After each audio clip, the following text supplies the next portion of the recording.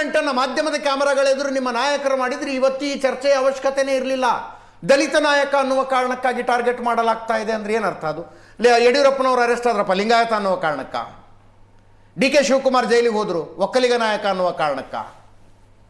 ಇವಾಗ ವ್ಯವಸ್ಥಿತವಾಗಿ ಯಾವ ರೀತಿ ಇಂಡಿಪೆಂಡೆಂಟ್ ಇನ್ಸ್ಟಿಟ್ಯೂಷನ್ಸ್ನ ದುರುಪಯೋಗ ಪಡ್ತಾ ಇದ್ದಾರೆ ಅದು ಒಬ್ಬ ದಲಿತ ನಾಯಕರ ಮೇಲೆ ಅಂತ ನಾವು ಹೈಲೈಟ್ ಮಾಡ್ತಾ ಇದ್ದೀವಿ.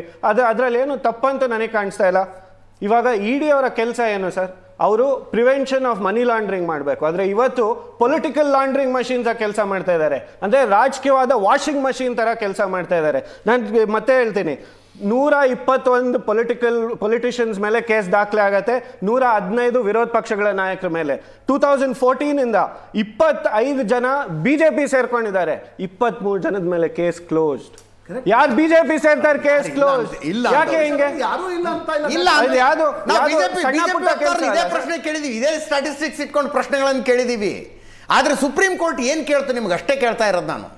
ನೀವು ಸರಿಯಾಗಿದ್ರೆ ನಿಮ್ಮ ಮೇಲೆ ಯಾಕಪ್ಪ ರೇಡ್ಗಳಾಗ್ತವೆ?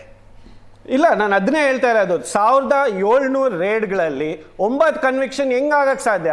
ಎಲ್ಲ ರೇಡಲ್ಲೂ ಎಲ್ಲರೂ ಅಪರಾಧಿ. ಅಂಡರ್ ಟ್ರಯಲ್ ಎಷ್ಟಿದಾವೆ? Under trial exact 5906 cases were registered by the Enforcement Directorate. Trial ಹೋಗಿರೋದು ಬರೀ 36. ಓಕೆ, ಬರೀ 36ರಲ್ಲಿ 9 ಕನ್ವಿಕ್ಷನ್ ಆಗಿದೆ. ಸೊ ಮಿಕ್ಕಿದ 5000 ಚಿಲ್ಲರೆ ಕೇಸ್ಗಳು ಏನಾಯ್ತು ಸರ್? ಯಾರ ಮೇಲೆ ಮಾಡಿದ್ರಿ ನೀವು? ಅದು ನೀವು ಸುಮ್ಮನೆ ಇನ್ವೆಸ್ಟಿಗೇಷನ್ ಮಾಡೋಕ್ಕಾಗತ್ತಾ? ಏನು ಆಧಾರ ಇಲ್ಲದೇನೆ ಇನ್ವೆಸ್ಟಿಗೇಷನ್ ಮಾಡ್ತೀರಾ, ಪ್ರಕರಣ ದಾಖಲೆ ಮಾಡ್ತೀರಾ ಅಂದ್ರೆ ಬರೀ 36 ಕೇಸ್ ಯಾಕೆ ಟ್ರಯಲ್? ನಮ್ಮ ರಾಜ್ಯದಲ್ಲಿ ಒಂದೇ ನಿಮಿಷ, ನಮ್ಮ ರಾಜ್ಯದಲ್ಲಿ ರೇಪ್ ಕೇಸ್ಗಳಲ್ಲಿ ಕನ್ವಿಕ್ಷನ್ ನ ಪ್ರಮಾಣ 3%. ನಾನು ಕನ್ವಿಕ್ಷನ್ ಬಗ್ಗೆ ಮಾತಾಡ್ತಾ ಇಲ್ಲ, ವಾಟ್ ವೆಂಟ್ ಟು ಟ್ರಯಲ್ ಅಂತ. ಒಂದು ನಿಮಿಷ. ರೇಪ್ ಕೇಸ್ಗಳಲ್ಲಿ ಕನ್ವಿಕ್ಷನ್ನಿನ ಪ್ರಮಾಣ 3%ಗಿಂತ ಕಡಿಮೆ ಇದೆ. Less than 3% Shatabhisha. ನಿಮಗೂ ಗೊತ್ತಿದೆ, ನೀವು ವಕೀಲರು. ಈ ಆರ್ಗ್ಯುಮೆಂಟನ್ನು ನಾಳೆ ದಿವಸ ಪ್ರಜ್ವಲ್ ರೇವಣ್ಣನೋ ಮುನಿರತ್ನನೋ ಮಾಡಿದ್ರೆ ಒಪ್ಕೊಳ್ತೀರಾ? ರೇಪ್ ಕೇಸ್ ಹಾಕಿದಾರಲ್ಲ ಅವ್ರ ಮೇಲೆ, ಇದೇ ಆರ್ಗ್ಯುಮೆಂಟನ್ನು ಅವ್ರು ಮಾಡಿದ್ರೆ ಒಪ್ಕೊಳ್ತೀರಾ ನೀವು? ಸರ್, ನೀವು ಇವಾಗ 3% ಒಂದು ಇನ್ಸ್ಟಿಟ್ಯೂಷನ್, ಈ ಎನ್ಫೋರ್ಸ್ಮೆಂಟ್ ಡೈರೆಕ್ಟರೇಟ್ ಬಂದು one of the top most institutions of the country. ಇಂಥ ಇನ್ಸ್ಟಿಟ್ಯೂಷನ್ ನ ಕೇಂದ್ರ ಸರ್ಕಾರ ಲೋಕಲ್ ಪೊಲೀಸರು ಮಾಡಿದ್ರೆ ಓಕೆ, ಇಡಿ ಮಾಡಬಾರದು. ಮೈ ಕ್ವೆಶ್ಚನ್ ಬೀಯಿಂಗ್, ನೀವು ಬರೀ 36 ಕೇಸ್ ನ ಟ್ರಯಲ್ ತಗೊಂಡು ಹೋಗ್ತೀರಾ ಅಂದ್ರೆ 5,000 ಚಿಲ್ಲರೆ ಕೇಸ್ ಯಾಕೆ ದಾಖಲೆ ಮಾಡಿದ್ರಿ? This magnitude of difference indicates that they are playing fraud. Parameshwar ಸಂಸ್ಥೆಗಳ ಮೇಲೆ ದಾಳಿ ಮಾಡಬಾರದು ಅಂತನಾ? ಇಲ್ಲ, ನಾವು ಅದನ್ನ ಹೇಳೇ ಇಲ್ಲ. ನಾನು ಫಸ್ಟೇ ಹೇಳಿದೆ, ರನ್ಯಾ ಕೇಸ್ ಇನ್ವೆಸ್ಟಿಗೇಷನ್ ನಡೀತಾ ಇದೆ, ಅವ್ರ ಅಕೌಂಟಿಗೆ ದುಡ್ಡು ಹೋಗಿದೆ, ನೀವು ಹೋಗಿ ಇನ್ವೆಸ್ಟಿಗೇಷನ್ ಮಾಡ್ತಾ ಇದ್ದೀರಾ. ಏನ್ ಇನ್ಫಾರ್ಮೇಶನ್ ಬೇಕು ತಗೊಳ್ಳಿ, ಕಲೆಕ್ಟ್ ಮಾಡ್ಕೊಳ್ಳಿ.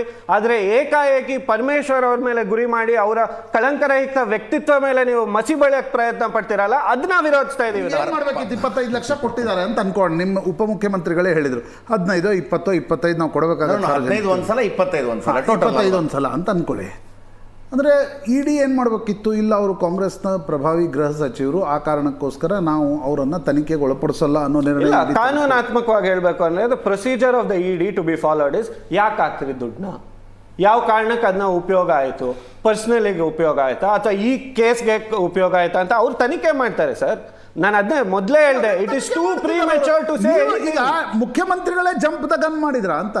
ಇಲ್ಲ, ಅವ್ರೇನು ಮುಖ್ಯಮಂತ್ರಿಗಳು ಹೊರಗಡೆ ಬಂದು ಯಾವುದೋ ಒಂದು ಮುಖ್ಯಮಂತ್ರಿ ಅವರ ಎಕ್ಸಾಕ್ಟ್ ಸ್ಟೇಟ್ಮೆಂಟು, ಪರಮೇಶ್ವರ್ ಅವರು ಒಬ್ಬ ಪ್ರಭಾವಿ ದಲಿತ ನಾಯಕರು ಇದ್ದಾರೆ, ಅವ್ರ ಮೇಲೆ ED ಅವರು ಇವತ್ತು ಕೇಸ್ ದಾಖಲೆ ಮಾಡಿದ್ದಾರೆ. ಇದು ಒಂದು ರಾಜಕೀಯ ಪ್ರೇರಿತ ಕೇಸ್ ಅಂತ ನನಗೆ ಅನ್ಸತ್ತೆ ಅಂತ ಹೇಳಿದ್ದಾರೆ.